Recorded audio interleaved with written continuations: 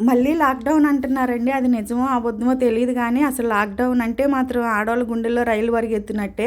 Corona టైంలో ముఖ్యంగా ఎవరు ఇబ్బంది పడ్డారు, ఎక్కువ శ్రమ చేసింది ఎవరు అంటే అది ఇంట్లో ఆడవాళ్ళే. విదేశాల నుంచొచ్చి కూడా అందరూ ఇంట్లో కూర్చొని రెస్ట్ తీసుకుంటే, అది తింటే బలంగా ఉంటదంట, ఇది తింటే కరోనా రాదంట అని చెప్పి 4 పూట్ల తిండి వండి పెట్టలేక, ఇంట్లో అయన్నీ కడుక్కోలేక అసలు ఇబ్బంది ఫీల్ అయ్యి ఎక్కువ పని చేసి, ఎక్కువ స్ట్రెస్ తీసుకుంది మాత్రం ఆడవాళ్ళే అనమాట.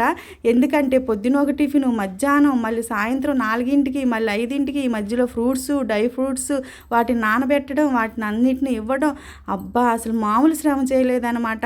అసలు అందరికీ రకానికి ఒక వెరైటీ చేసి ఆళ్ళకి అది కావాలి, ఇది కావాలని ఎక్కువ సతమతమైంది ఇంట్లో ఆడవాళ్ళేనండి. అందుకే మళ్ళీ లాక్‌డౌన్ అంటే మాత్రం అదే భయమేస్తుంది. ఎన్ని యుగాలు మారినా, యుద్ధాలొచ్చినా, తుఫాన్లొచ్చినా, వరదలొచ్చినా, ఎన్ని కొట్టుకుపోయినా ఆడవాళ్ళకి మాత్రం ఊడవటం, తుడవటం, కడగటం, పెట్టడం, వండటం ఈ మాత్రం తప్పవండి.